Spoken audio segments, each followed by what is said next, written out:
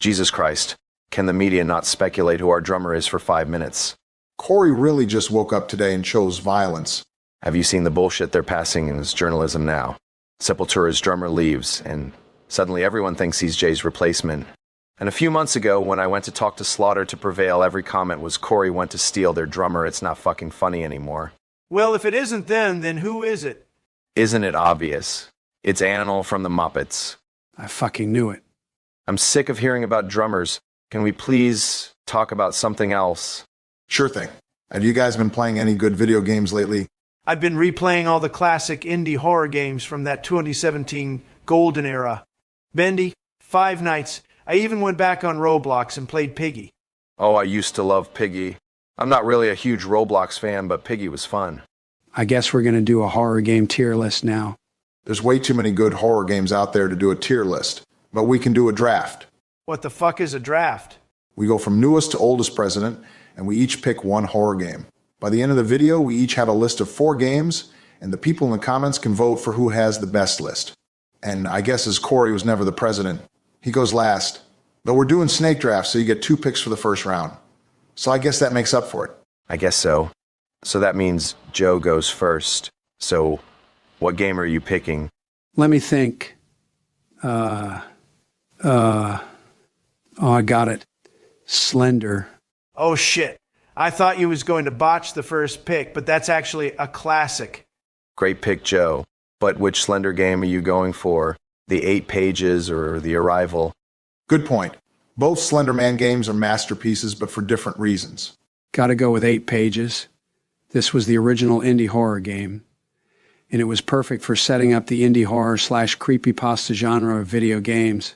The objective was simple and easy to play, but still being fucking terrifying. This is arguably the game that birthed the YouTube Let's Play genre of games. For once, I agree with Sleepy Joe.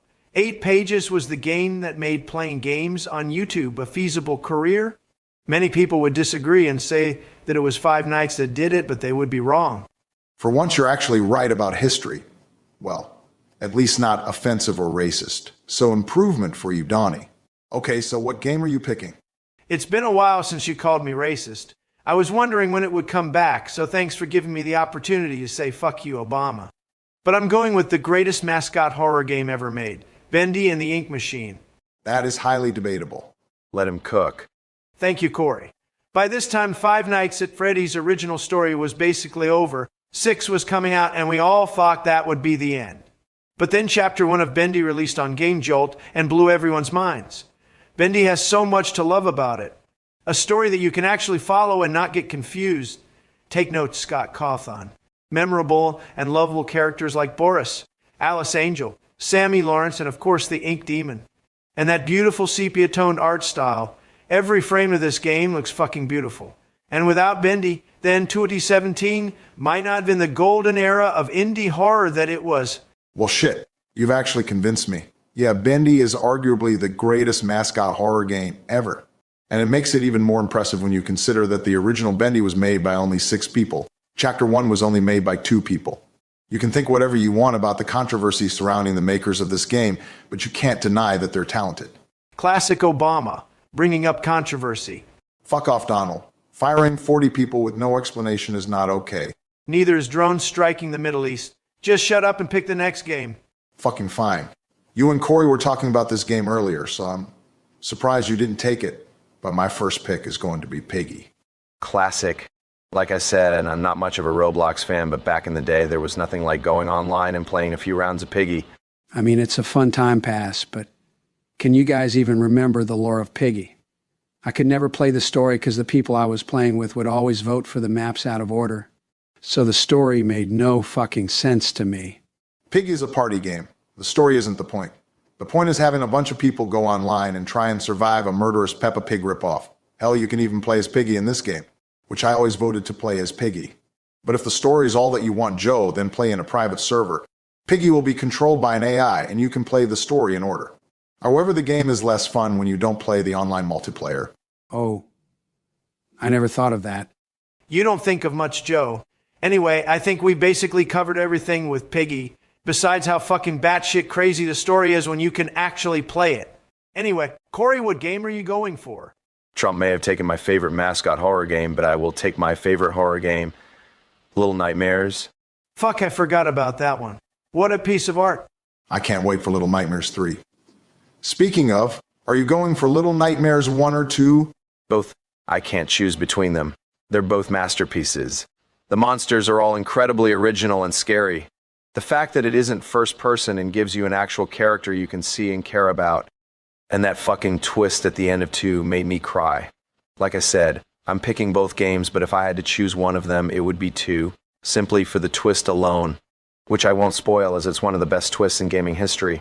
Wait, what twist? Oh, do you mean Mono is the Thin Man? What the fuck, Joe? You just spoiled one of the best twist endings in gaming history. Can we get him impeached over this? Fuck knows. Anyway, I'm gonna take my next pick before Joe spoils anything else. I can't fucking believe this fell to the beginning of round 2, but I'll go for Five Nights at Freddy's. I think it's pretty obvious why I picked this one. Any horror game list is incomplete without a Freddy's game. I don't think we should go into a lot of detail with this one, as we've already done an entire tier list for Five Nights. Be sure to check out our Five Nights at Freddy's tier list. But yeah, I agree. This game created one of the greatest legacies and success stories of all time. Scott was ready to give up making games, but then he released Five Nights 1 and changed gaming forever.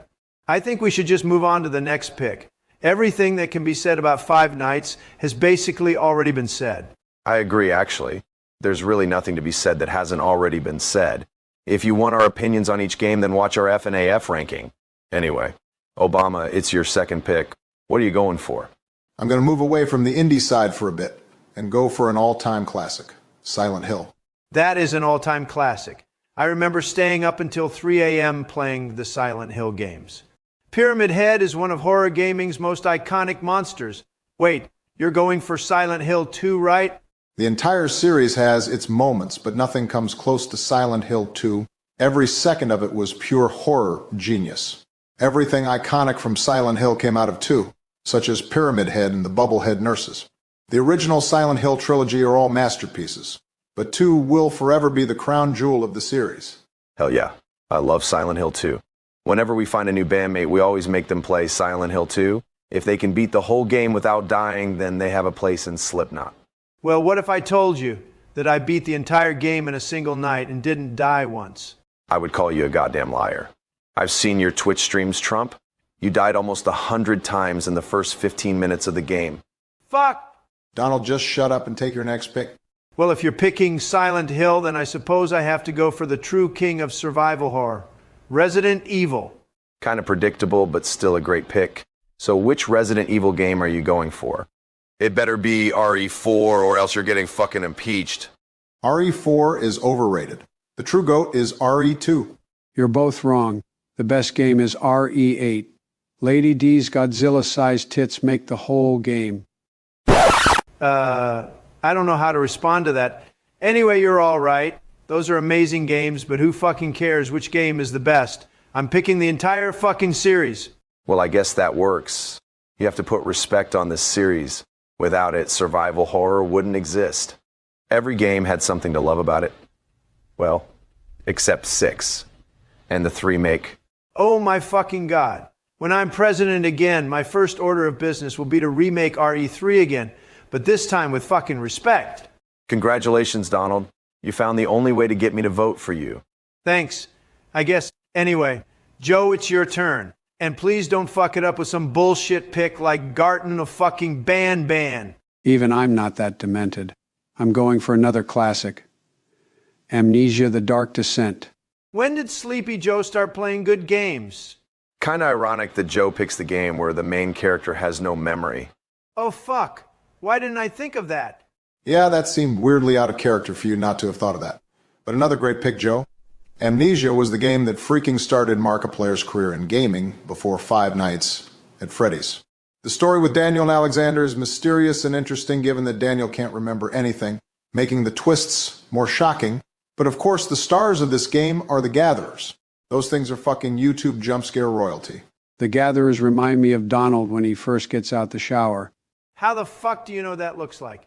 You'll never know. Joe, just take your next pick before this gets any more perverted. Oh, come on, it was just getting good. Fuck you, Corey. Don't encourage this shit. Fine, I'll take my second pick. I can't think of anything. What a surprise. Fuck off, I've actually got something now. I'm going for Poppy Playtime. Your list was going so well. Then you decide to chase a trend. Why, Joe? Why? Oh wow. Trump is hating on Poppy Playtime. Trump, it's not fucking 2021 anymore. Hating on this game isn't cool anymore. Oh, sorry. I didn't realize that giving valid criticism was wrong. Criticism isn't valid if it comes from you. Fuck off. If this game is so great, then tell me why. It's just a fucking copy of Bendy, getting chased by a monster version of something meant to entertain children, a female villain putting you through fetch quests and kidnapping your friend, human souls being used to create the monsters, a building that somehow goes really fucking far underground with no explanation, and each chapter releasing separately. Go ahead and tell me why Poppy isn't just a cheap fucking clone of Bendy. I noticed that none of those criticisms come from Chapter 3. Great point, Joe. Donald, you can't deny that Chapter 3 was a huge surprise with how good it was. Chapter 1 and 2 took some inspiration from Bendy, I'll give you that. Chapter 3 was a game changer. The red gas gives us so many opportunities for truly horrific moments. That part where you're running through the orphanage with the radio playing in the background makes me so fucking uneasy every time I play it. Not to mention that Catnap might be the best horror monster of the year so far. Mommy Longlegs was a pretty scary villain too, despite her gameplay being similar to Alice Angel and Bendy. Still got nothing on Catnap though. You can't call Catnap the best horror monster of this year. It's only fucking March. All the good movies haven't come out yet. Besides, you barely fucking see him until the final boss, and then he fucking dies. Fucking wasted. Have you never seen a horror movie before? Everything horror keeps the monster hidden until the end. It's called building suspense. Well, yeah, but mob games basically killed the suspense before the chapter even came out. If they wanted to build suspense with Catnap, then don't fucking put him in the marketing. We already knew what he looked like before we even started the game. That's not how suspense works. Trump, it's clear that we're not going to change your mind, so just fucking take your next pick and stop bitching. Damn right you can't change my mind about this lazy copy. Now you bitches prepare yourselves for a true modern classic. I'm picking the greatest VR horror game of all time. Duck Season? Oh fuck. That's actually a great pick. You're still wrong about Poppy, but you're right about Duck Season. The VR made this game fucking terrifying. It's like you're really experiencing being stalked by a psychotic dog killer. And by that I mean the killer literally is a dog, not that he kills dogs. Good that you clarified that. Most people don't care when humans die, but they fucking cry when a dog dies. And that's good, because the dog is fucking brutal with his victims. The 80s nostalgia is great. You're basically playing the old NES game Duck Hunt. But if you shoot the dog, then it becomes a fucking slasher movie in VR. To me, there is nothing scarier than when the dog breaks into your house and kills you, after seeing what he did to the kid's mom. You now have to face this fucking psychopath, and all you have is a cheap video game zapper. This bitch has a fucking knife, and is coming at you Michael Myers style. This is true horror. The dog might be the most evil villain of any of these games after what he did to David's hot Pixar mom. Oh, my fucking God. I knew you simped for David's mom. Fuck's sake, don't start this shit again. Sure, when you face the dog, it's pure horror, but there's still so much to love about this game. The VHS tape revealing that you're the dog's 13th victim, and even fucking showing the dog kidnap his 12th victim, is fucking sick in the head. Not to mention the multiple endings. My favorite one being when the police kill the dog before he gets to your house, meaning David and his mom both live. I did get confused with which ending was canon, though. It's the one where the dog still breaks in, but David fights back and survives. No. So Mom is still dead? Yes, Joe. The mom still dies. Anyway, I'm going to take my next pick before Joe simps even more for a fictional dead woman. I'm going to pay respect to the massive industry of fan-made games and go for the original fan game, Treasure Island. That game isn't even finished. It came out in 2014 and it's still a demo. There's way better fan games now. Oh my God, Trump. Obviously, I'm not talking about the original. I'm talking about the 2020 remake. Oh, right. Well, continue. Thank you. Anyway, when Radiance picked up the rights to Five Nights at Treasure Island, I had such high hopes. The original played with interesting ideas, but we never got to see those ideas fulfilled until this remake came out. And holy shit, everything about this remake is fucking terrifying. It's nothing like those shitty Winnie the Pooh horror movies. This game is actually good. I hope every horror Mickey Mouse product takes inspiration from this game moving forward. It's such a chaotic experience that not only rivals but surpasses most Five Nights at Freddy's games, all of it leading up to that fucking awesome final boss fight with Hourglass. I also enjoy the sequel Oblitas Casa, but nothing beats the legendary original. I think you covered everything, so I'm going to take my last two picks. First, I'm going to pick the greatest horror party game of all time, and that is Dead by Daylight. Are you just saying that because you're going to be in it soon? I can't wait for that Slipknot collab, but no, that's obviously not the only reason I picked it, dumbass. I picked it because it's a fun game to play online. Unlike most online multiplayer games, the lore is actually interesting. And all those fucking killers, the originals like Trapper. Huntress and Legion are interesting characters on their own, but DBD goes a step further with the licensed killers like Michael Myers, Freddy Krueger, and Pyramid Head. I can't wait for more licensed killers, mainly Jason Voorhees, Springtrap, and Slender Man. I have no idea why they haven't been added to the game yet. They definitely deserve to be. And the whole lore with the entity explains why all these killers, original or licensed, would all be in one place. And that every death your character goes through is technically canon. Great pick, Corey. But this is your final pick. Make it good, bro. Please never call me bro again. But for my final pick, I'm going to have to pay respect to the greatest horror franchise of all time and go for Friday the 13th, the game. You basically just picked the same game twice. Donald, shut the fuck up. Friday has tons more to offer than that. It's a game that actually makes you feel like Jason. And when you play as the victims, it's way more tense than in DBD, because in that game, you can still escape the hooks. The second Jason gets his hands on you, it's game over. This game is so much better than DBD. Too bad the lawsuit shut it down. Joe, how the hell do you know so much about this game? Well, it's definitely not, because some of the characters have bikini skins.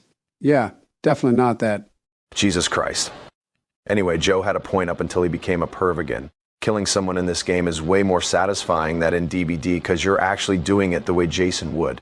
Instead of just putting them on a hook, the Tommy Jarvis and Pamela Voorhees tapes add some interesting new lore like who Jason's father is, and that a slasher cinematic universe with Friday the 13th, Nightmare on Elm Street, Halloween, Hatchet, Leslie Vernon, and Shocker might exist, and all the references to the movies are awesome. Speaking of the movies, why the fuck haven't we done a Friday the 13th tier list yet? We will. I've been planning to since we started ranking shit. You know what, fuck it. Let's do a Friday the 13th movie tier list next video. Anyway, I'm gonna take my final pick. I can't fucking believe that nobody has taken this game yet, but I'm picking Outlast. Jesus Christ, Obama. This game is sick in the fucking head. Should I be worried about you? Why? All I said was that I liked it. Not that I'm going to go into the basement of a mental asylum and experiment on all the inmates. I already did that with the aliens in Area 51. You fuckers didn't hear that from me. Oh my God. Is that why all the aliens acted like they had autism during my term? Trump, you're going to hell for that. Relax.